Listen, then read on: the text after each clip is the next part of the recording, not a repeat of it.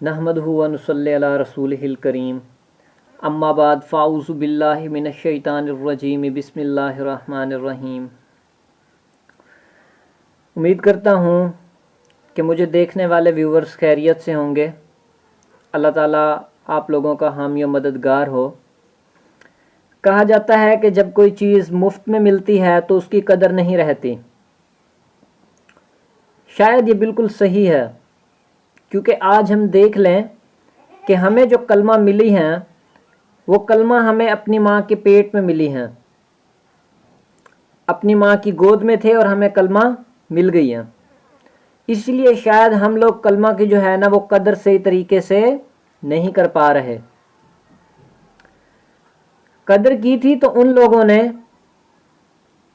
جن لوگوں نے ہر قسم کی تکلیفیں برداشت کی تھیں، مصیبتیں جھیلی تھی، تکلیفیں اٹھائی تھی، اپنے بچوں کو قربان کیا تھا، اپنی ماں بہنوں کو قربان کیا تھا، اپنے مال کے ساتھ اپنے وقت کے ساتھ جہاد کیا تھا۔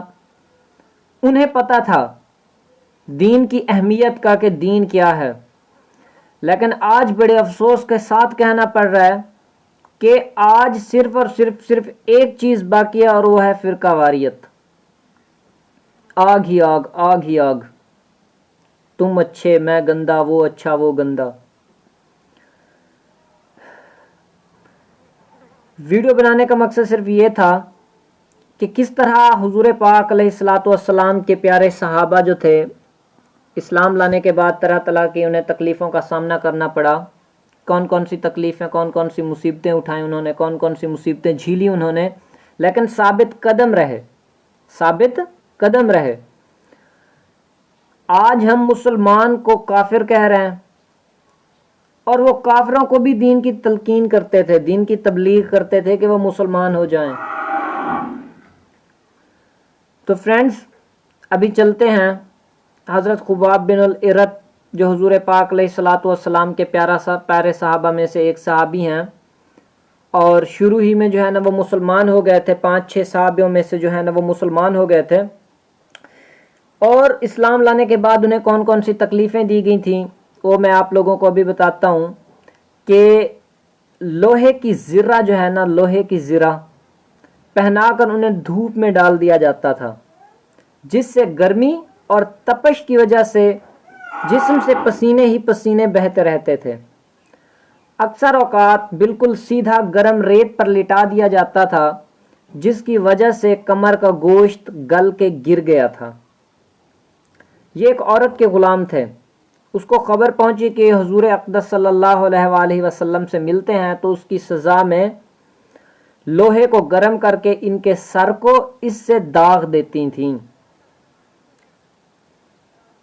اللہ اکبر، استغفر اللہ ربی من کل ذنب واتوب الیہ۔ حضرت عمر رضی اللہ تعالیٰ عنہ نے ایک مرتبہ عرصہ کے بعد اپنے زمانہ خلافت میں حضرت خباب سے ان کی تکالیف کی تفصیل پوچھی، جو ان کو پہنچائی گئی۔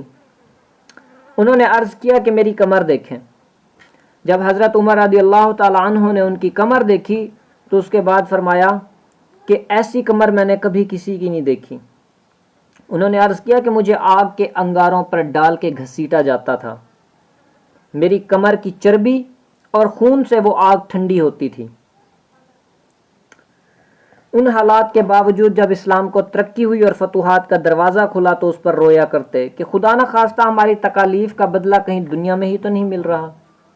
اور حضرت خباب رضی اللہ تعالی عنہ کہتے تھے کہ ایک مرتبہ حضور اقدس صلی اللہ علیہ وآلہ وسلم نے خلاف عادت بہت ہی لمبی نماز پڑھی۔ صحابہ نے اس کے متعلق عرض کیا تو حضور صلی اللہ علیہ وسلم نے ارشاد فرمایا کہ یہ رغبت اور ڈر کی نماز تھی، اس میں نے اللہ تعالیٰ سے 3 دعائیں کی، 2 دعائیں قبول ہو گئیں لیکن تیسری دعا رد کر دی گئی۔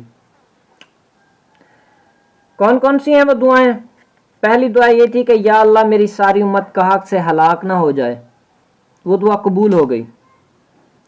دوسری دعا ان پر کوئی ایسا دشمن مسلط نہ کرنا کہ جو انہیں بالکل ہی ملیا میٹ کر دے، وہ بھی قبول ہو گئی۔ تیسری دعا کہ ان کے آپس میں لڑائی جھگڑے نہ ہوں، یہ بات منظور نہیں ہوئی۔